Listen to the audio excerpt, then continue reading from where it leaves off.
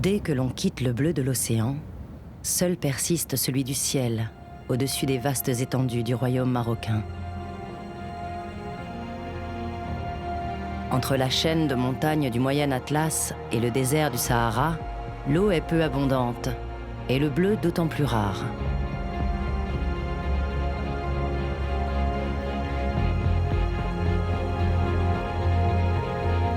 L'infime richesse de cette terre, ce sont alors les oueds qui descendent des montagnes et serpentent sans vigueur dans le fond de petites vallées.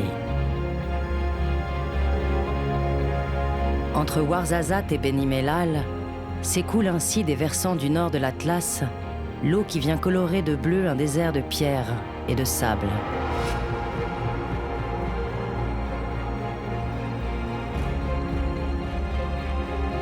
Dans un bassin naturel, l'homme a construit ici un barrage pour irriguer les terres alentours et fournir de l'électricité à une grande partie du pays. À 800 mètres d'altitude au pied des montagnes, le lac formé par le barrage de Bin El Ouidane est le bleu qui apporte la vie. Joyau de la région, le lac se visite avec Hamid, un guide local. Le barrage du Bin El Ouidane a été construit en 1954, à l'époque du protectorat français, et il a donné ce lac. Et Bin El Ouidane signifie entre les deux fleuves. Voici l'embouchure de l'Oued Ain Sal, qui se jette dans le lac de Bin El Ouidane. Au fil des années, cette oued a charrié des rochers qui ont donné naissance aux gorges que vous voyez ici. Dès l'embouchure, la rivière coupe à travers un défilé étroit et profond qui témoigne du persistant travail d'érosion de l'eau et du temps sur le calcaire et l'argile rouge.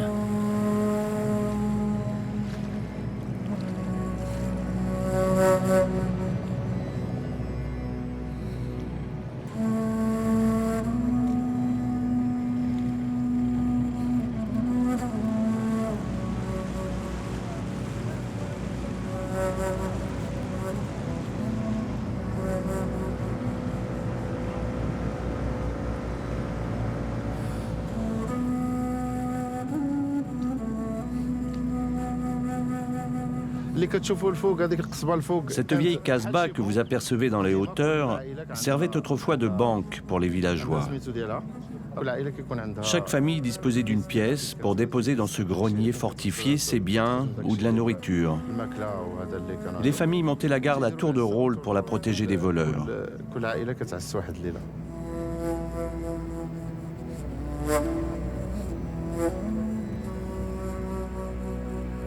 Dès la création du barrage, les autorités introduisent brochets, cendres, gardons et perches. Ces eaux poissonneuses font vivre quelques pêcheurs locaux qui découvrent au bout de leur ligne des carpes à la taille et au poids impressionnants.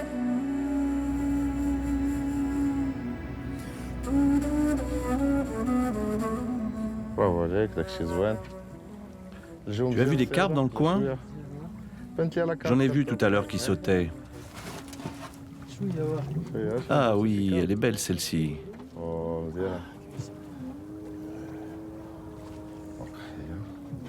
Très belle.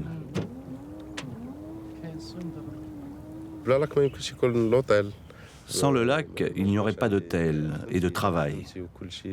Tout ce que je fais est lié au lac.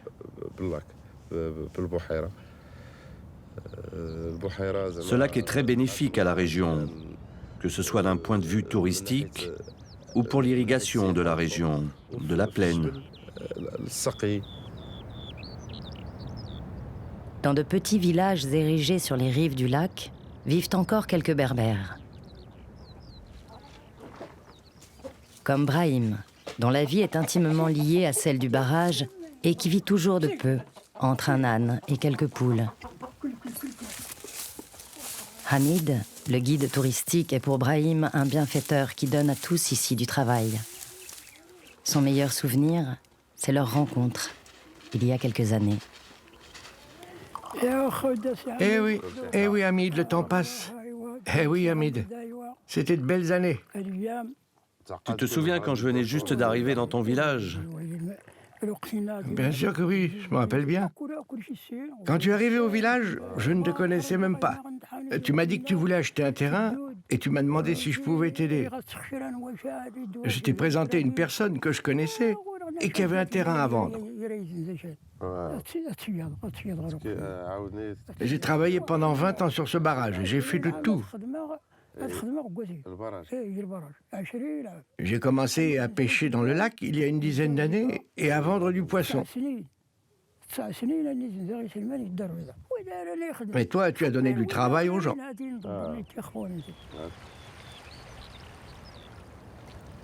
Au fil du temps, la tranquillité du lac de Bin El Ouidan a séduit les touristes marocains.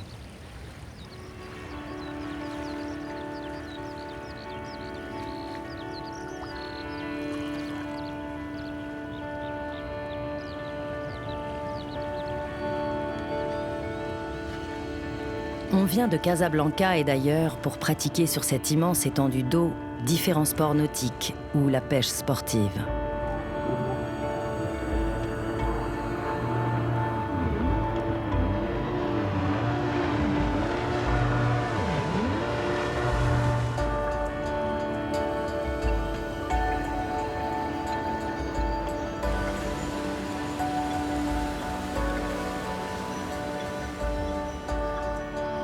D'une superficie de 40 km², le lac de Bin El Ouidan a permis aussi de mettre en valeur de nombreuses terres fertiles et de participer ainsi au développement économique de toute la province.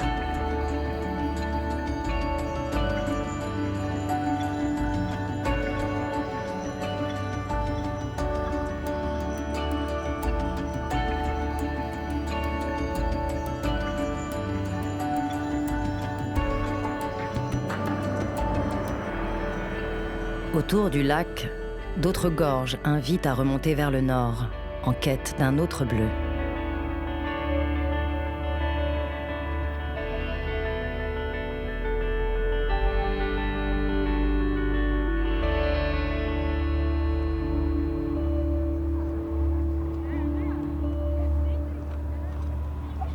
Dans le nord du royaume, au pied de la chaîne de montagnes du Rif, la ville de Chefchaouen est surnommée la ville bleue.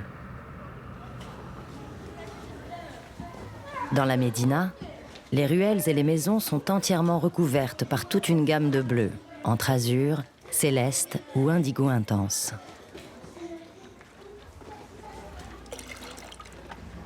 À Chefchaouen, on repeint plusieurs fois par an les murs de la ville, une manière d'annoncer les fêtes religieuses.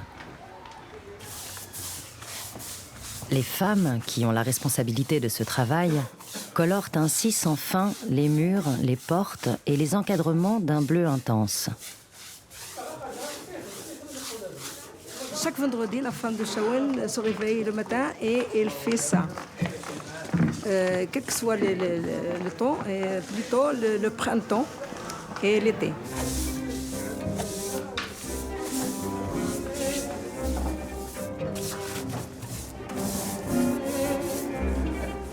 Cette pratique date de plusieurs siècles, lorsque les Juifs séfarades, chassés d'Andalousie, ont commencé à peindre les arcades de leurs maisons pour se protéger du mauvais œil.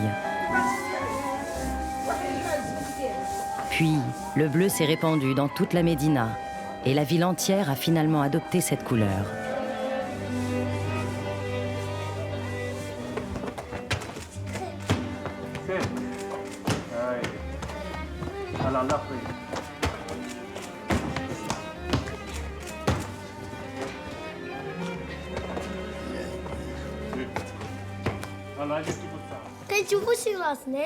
لا هاي عادية شوف هدية شو كيف الجسم قربة. Regardez celle-là. Vous êtes beau, non?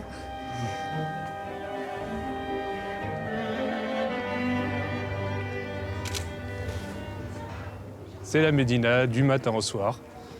C'est les ruelles de la Médina, c'est les jeux dans la Médina, c'est les gens de la Médina. Il n'y a qu'un seul repère, c'est la Médina. Adnan, professeur de français au lycée de Chefchaouen, passe son temps libre à photographier le monde bleu et vivant de la Médina où il a toujours vécu. La photographie est sa passion, et elle lui a beaucoup apporté. Ça m'a appris beaucoup de choses. Ça m'a appris la notion des couleurs, de la lumière. Ça m'a appris aussi à m'arrêter sur les détails. Et puis en fait, depuis que je fais de la photo, je redécouvre Shawen. Pour moi, chaque jour, il y a toujours quelque chose de nouveau. Il y a toujours une nouvelle lumière, c'est devenu ma passion, autant que ça soit Shawen que la photographie.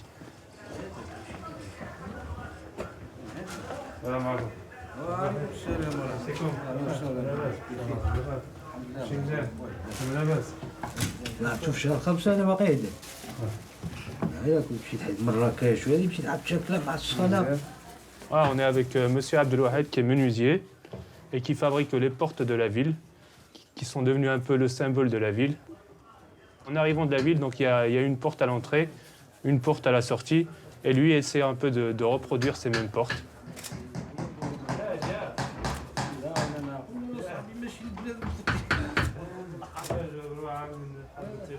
Je suis un peu comme chez moi dans cette boutique. C'est l'odeur du bois, c'est le son du marteau. Ça me ramène un peu à mon enfance, à mes souvenirs.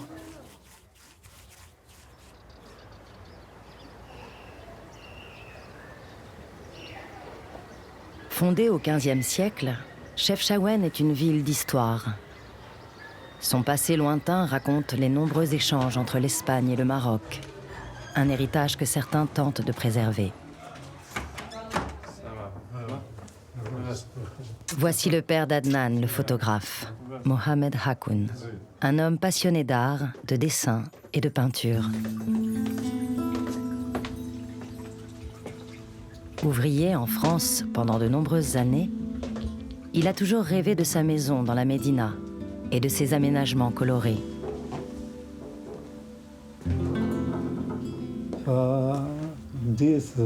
Quand j'ai décidé de m'installer dans cette maison, je voulais qu'elle ressemble à la ville de Chefchaouen, que chaque pièce me transporte dans la Médina.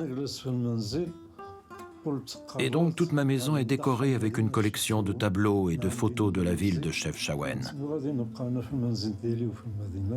J'en ai mis absolument partout, sur les murs et les plafonds.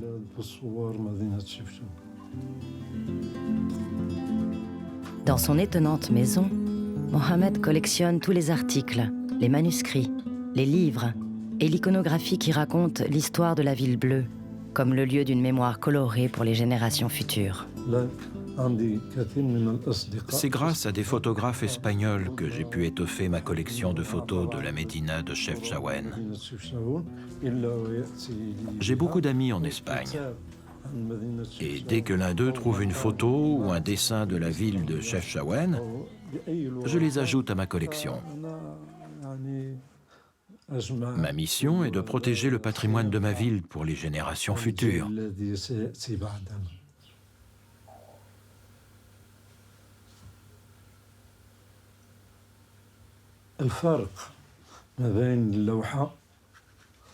La différence entre un tableau et ma maison, c'est que le tableau, une fois terminé, je le mets dans un cadre. Alors que ma maison demeure une œuvre inachevée. C'est pour cela que je continuerai à peindre et à dessiner, et ceci jusqu'à mon dernier souffle.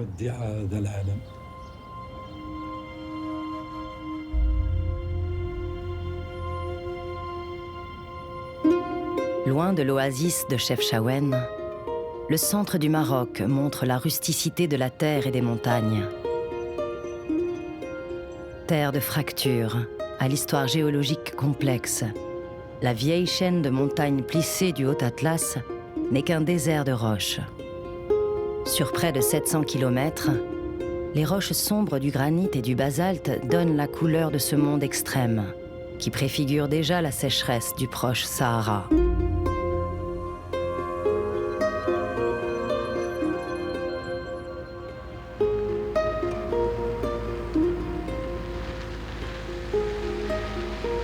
Au pied de la chaîne de l'Anti-Atlas, près de la ville de Tafraout, un homme a voulu dessiner un désert plus enchanteur.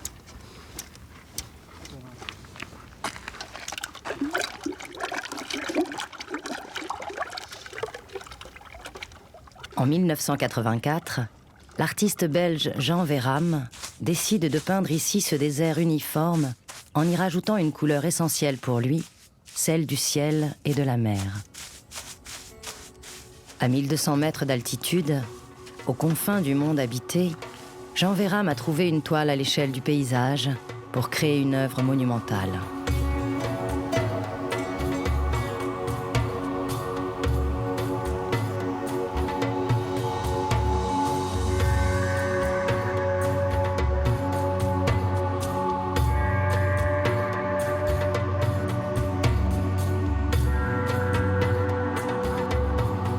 Pendant 3 mois, une trentaine de personnes ont appliqué près de 18 tonnes de peinture bleue pour transformer ce désert hostile en une oasis surnaturelle.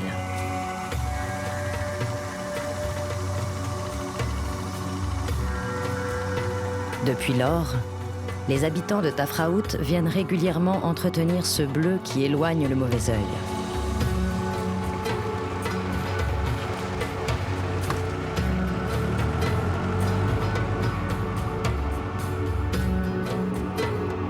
Hors norme, l'œuvre a donné un nom commun à ce nouvel espace, les Rochers Bleus.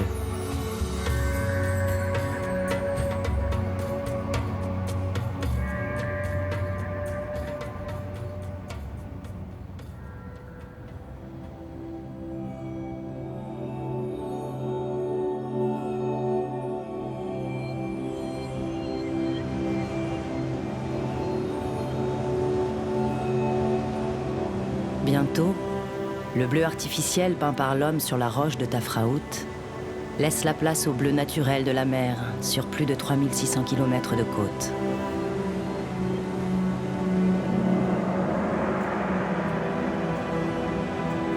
Entre Rabat, Casablanca et El Jadida, toute une multitude colorée vient goûter ici aux plages de sable fin et aux vagues de l'océan le temps d'un week-end.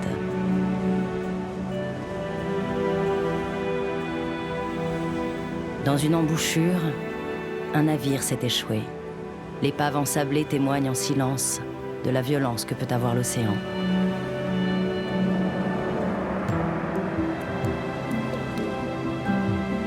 Le long de la côte marocaine, protégée des vents par une barre de petites falaises, apparaît l'un des écosystèmes côtiers les plus importants de la façade atlantique. Sur plus de 12 kilomètres, la lagune de Walidia déploie une multitude de ressources. Dans la quiétude de ces eaux, les hommes pêchent, élèvent du bétail, exploitent le sel et pratiquent une ostréiculture réputée dans tout le royaume. La lagune de Walidia, c'est aussi le paradis de la faune et le balai des goélands, des hérons cendrés, des grands cormorans, des spatules et autres échassiers qui survolent la côte occidentale de l'Afrique.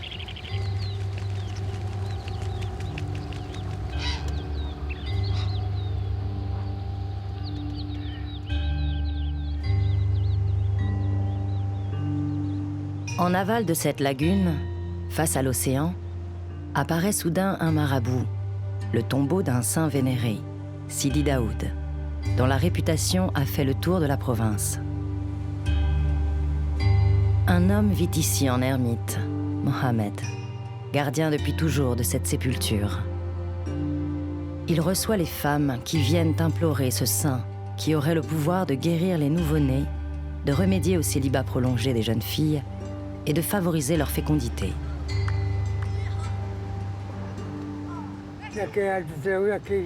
Les gens viennent ici pour se soigner, se guérir. Et ils amènent aussi leurs enfants.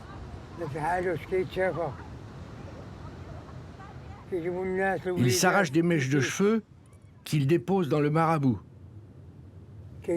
Puis ils égorgent un mouton et le mangent dans la pièce d'à côté. Et vers 13h, ils retournent chez eux.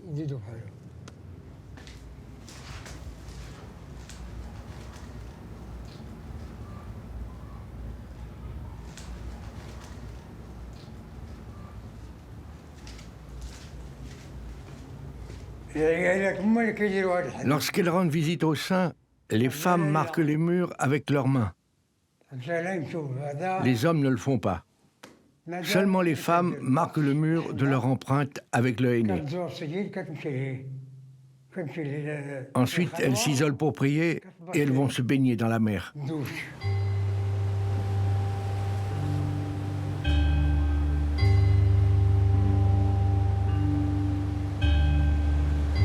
Les femmes descendent alors vers la mer, se trempent 101 fois dans l'eau si elles souhaitent se marier et déposent près d'une petite grotte une trace de leur passage.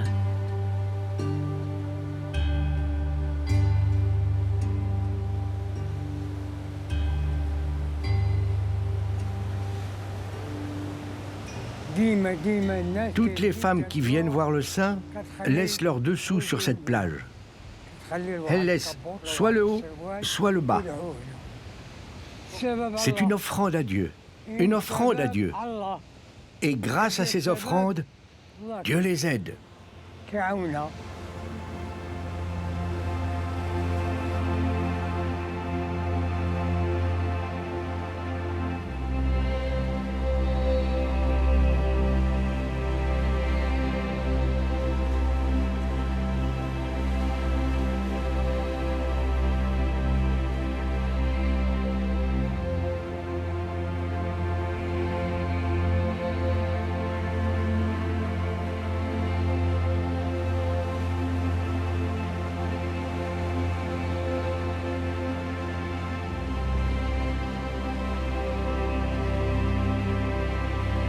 Parfois, la lumière solaire, les vents, la mer se donnent en spectacle.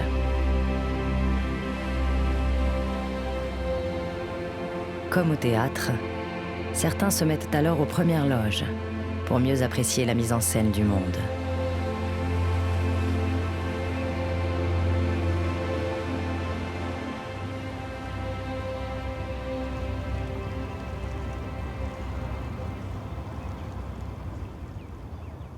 Du bleu de la mer, certains tirent de petits trésors qui ne valent pas grand-chose mais qui les inspirent. Comme Khalil El-Rib, un artiste qui peut passer des heures à fouiner sur le port de la petite ville d'Azila, dans le nord du Maroc.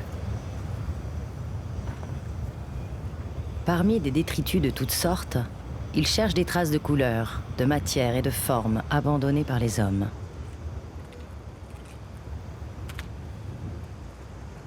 Ce qui m'attire comme objet, c'est pas le granit, c'est pas le marbre, c'est pas le fer, c'est pas ça. Il m'attire des objets qui sont fragiles.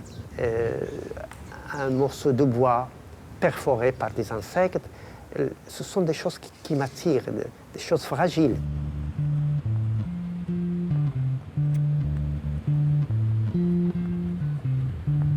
À partir de rien, Khalil El-Rib crée des objets éphémères qui interrogent le temps et son effet sur la matière et sur les hommes.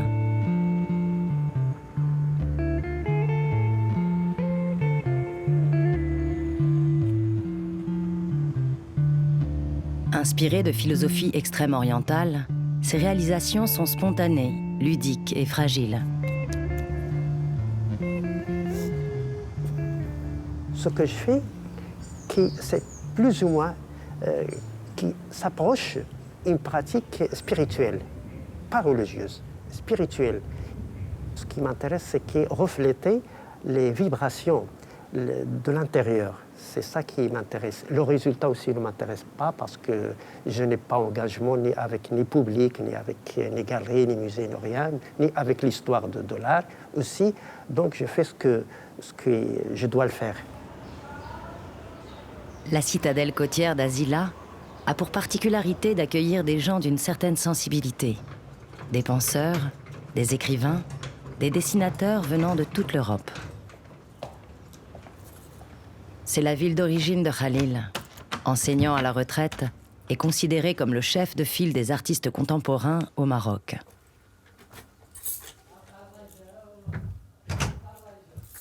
Dans son atelier, il amasse un précieux et étonnant butin. Tissu, papier, bois. Khalil observe la dégradation et la décomposition des objets et des matières dans cet environnement particulièrement humide. Pour lui, ce n'est pas de l'art, juste un geste essentiel.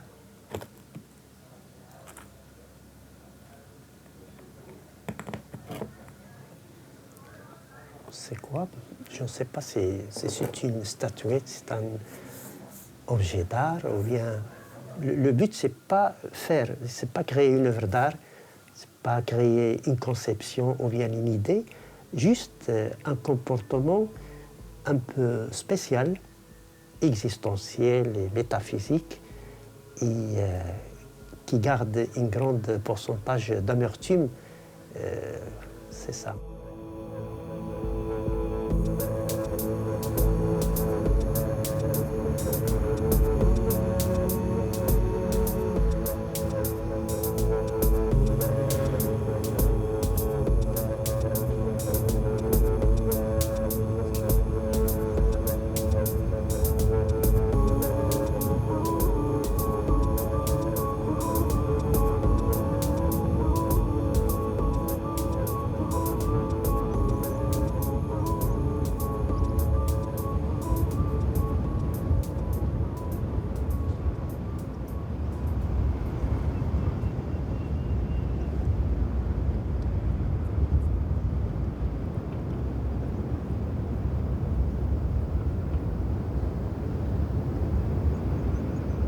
L'homme est modeste. Il vit volontairement en marge de tout mouvement artistique et refuse depuis toujours d'exposer et de vendre ses œuvres, préférant les offrir et faire ainsi du bien autour de lui.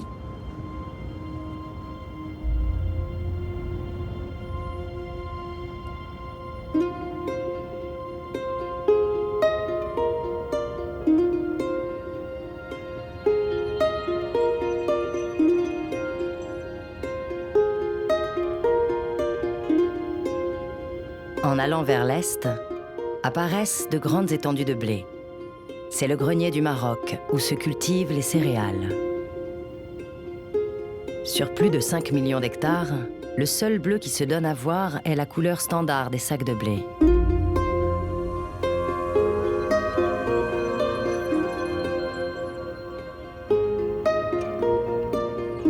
En plein développement, le Maroc construit de nombreuses villes nouvelles, aux couleurs rouges, ocre et vertes. Faites de parpaings, elles s'uniformisent dans une architecture traditionnelle qui pourtant se caractérise par sa diversité, ses couleurs et ses influences. Car le Maroc, c'est la tradition millénaire d'un riche artisanat qui étonne par la beauté de ses créations.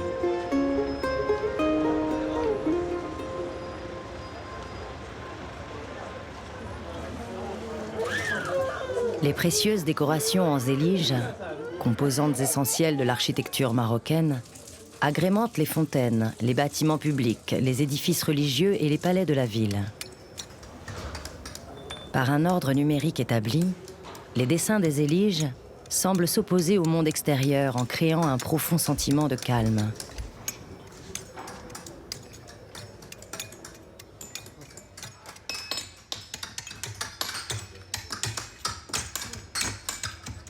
Entièrement taillés à la main, les carreaux de terre cuite émaillés deviennent de petites formes géométriques formant un octogone, une étoile ou une croix.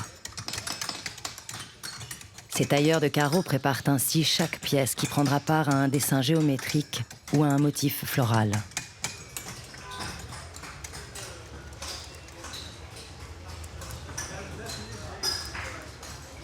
Le maître artisan, lui, assemble de mémoire et à l'envers une composition de son choix.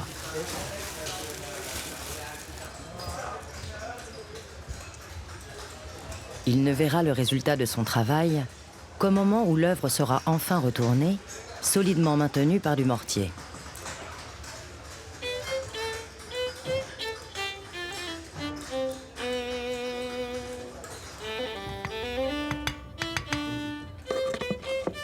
Pour faire du bleu de Fès, prenez d'abord du bleu de cobalt, ce pigment tiré d'un minerai extrait dans les montagnes du sud du Maroc.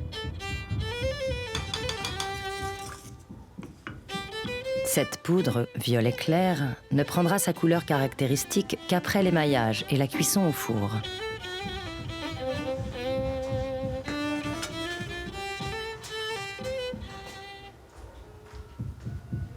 Pour appliquer avec talent et rapidité un motif bleu sur fond blanc, l'artisan a lui-même confectionné ses pinceaux avec des morceaux de roseau et du crin de cheval. Ces dessins représentent des formes géométriques, des fleurs ou des lettres stylisées.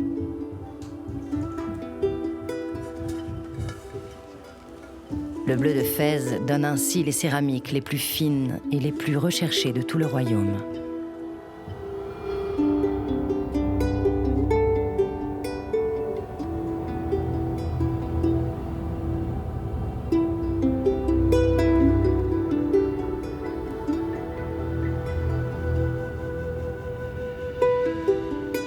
Du bleu des villes du Nord s'ouvre vers le sud un monde bicolore entre vert et ocre.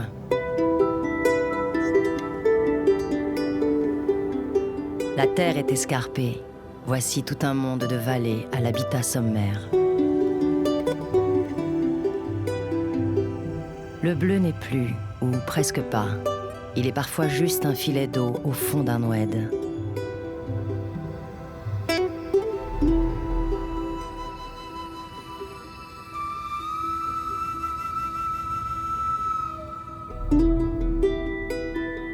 Dans les terres plus arides, le bleu est une tradition portée de longue date, empruntée aux nomades du désert et dont la forme s'inspire des antiques toges romaines.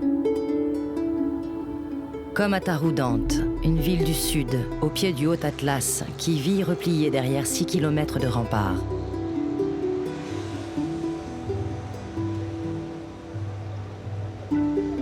Dans cette ville traditionnaliste, certaines femmes portent encore l'encombrant haïk bleu. Une longue étoffe en coton ou en laine de 6 mètres de long, nouée à la taille, ramenée par-dessus les épaules et portée de manière à ce que le visage et le corps soient entièrement dissimulés. C'est la tenue qu'ont adoptée 7 femmes de Taroudante, les Roudaniyat, des chanteuses berbères, l'un des rares orchestres féminins du royaume.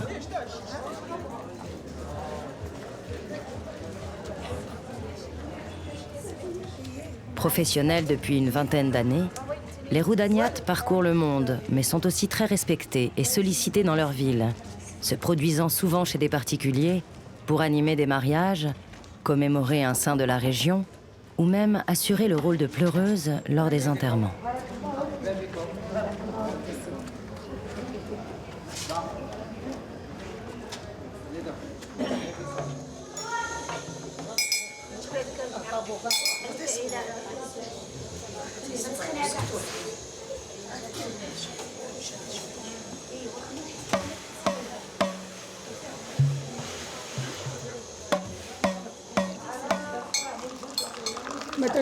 On est invité chez des familles pour célébrer des événements, on partage leur joie ou leur chagrin. Il y a des mariages où on chante jusqu'à 1h du matin. Et quand c'est des baptêmes ou des circoncisions, on joue l'après-midi. C'est ça la tradition musicale des Roudaniyat.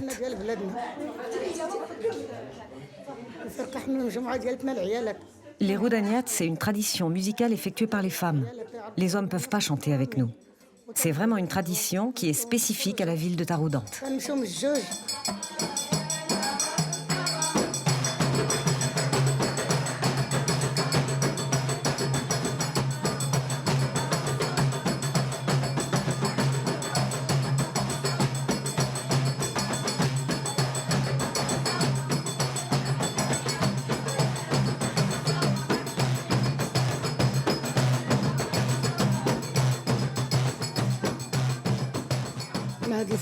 Notre art s'exerce en famille et entre amis. On est reçu par les propriétaires des maisons dans lesquelles on est invité. Ils nous respectent et sont heureux de notre présence. Même si on est des femmes d'un certain âge qui chantent, on est respecté et sollicité dans toute la ville.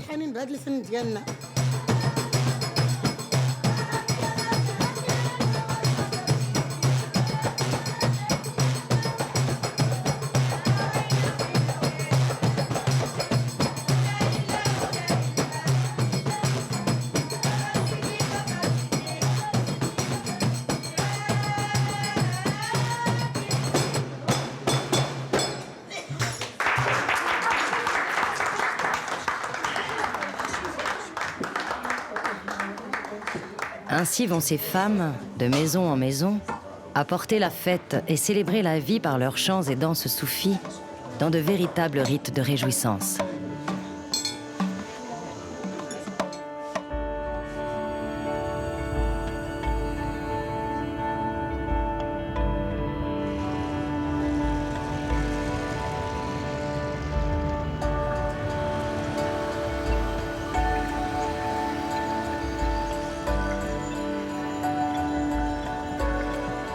À Marrakech, il est un bleu extraordinaire, intense et clair. Élément essentiel de la vie et de l'âme d'un jardin, c'est le bleu majorel, un bleu lumineux qui s'étale sur les murs d'une villa et sur chaque aménagement extérieur de son jardin. C'est un bleu qu'on retrouve quand on voyage dans le sud du Maroc. C'est le bleu qu'on retrouve sur des portes, sur des fenêtres. C'est le bleu qu'on retrouve sur le turban des Touaregs. Majorel, en fait, a introduit cette couleur dans son jardin pour faire le contraste avec la couleur des plantes. C'est un bleu violent qui est illuminé par la belle lumière de Marrakech.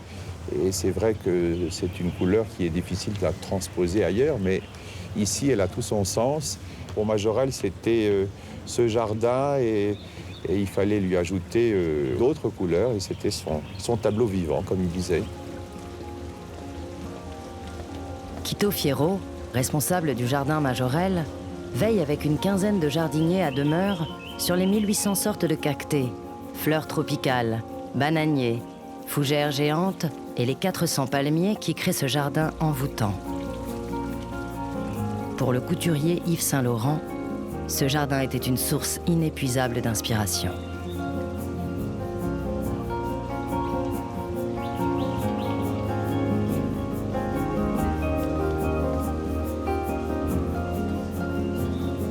La maison style art déco des années 30 et le jardin du peintre Jacques Majorel sont aujourd'hui l'un des endroits les plus visités du Maroc. On vient ici admirer l'intensité du bleu venu du sud du pays et ce jardin botanique, un havre de fraîcheur au cœur de la ville rouge.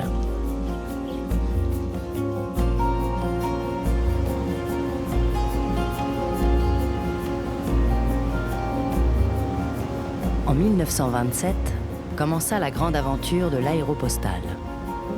Les plages de la côte atlantique du Maroc sont survolées par Mermoz, Saint-Exupéry, Guillaumet et tant d'autres parties de Toulouse. Avec leurs avions légendaires, ils mettent cap sur l'Afrique pour livrer du courrier jusqu'à Saint-Louis du Sénégal, aux portes de Dakar. Volant à basse altitude, souvent dans les brumes de mer, sans communication radio, les pilotes écrivent au-dessus de ces plages l'aventure de l'aéropostale. Les avions Latécoère ont disparu, mais d'autres haussent encore le ciel et la lumière. Ils jouent avec les vents pour une petite aventure dans les airs, au-dessus d'un paysage unique, celui de Nigel, le Britannique qui s'est installé ici pour voler. Le décor est très beau, évidemment, même si je l'ai vu un millier de fois. Comme on est à quelques kilomètres de la mer, on a des conditions thermiques qui sont intéressantes pour voler. On vole dans des conditions thermiques qui changent chaque jour.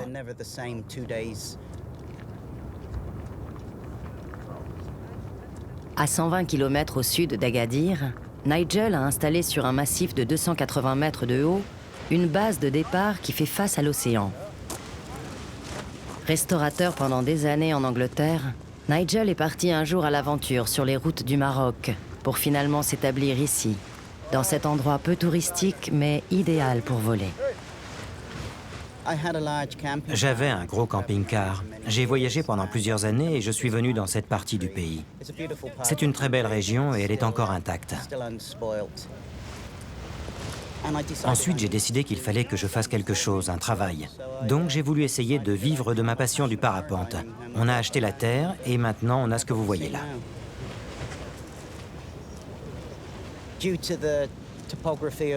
Grâce à la topographie du terrain et aux conditions climatiques durant notre saison, qui va de mi-septembre jusqu'à avril, on a des conditions plutôt adaptées. Notre lieu est utilisé par beaucoup d'écoles européennes. Tous les pays européens viennent ici, même ceux de l'ancien bloc de l'Est. On a beaucoup de Polonais, de Tchèques.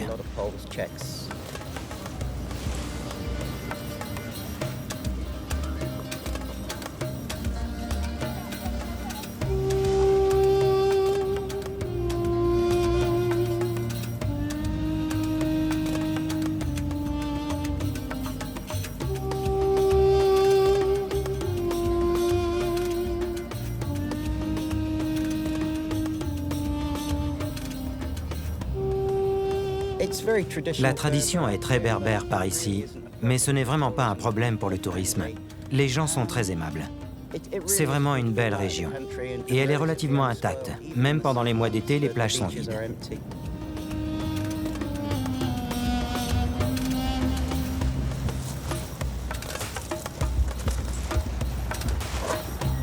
Nigel vole chaque jour où cela est possible. Son métier est une passion. La liberté d'aller toucher le bleu du Maroc, celui du ciel et celui de l'océan.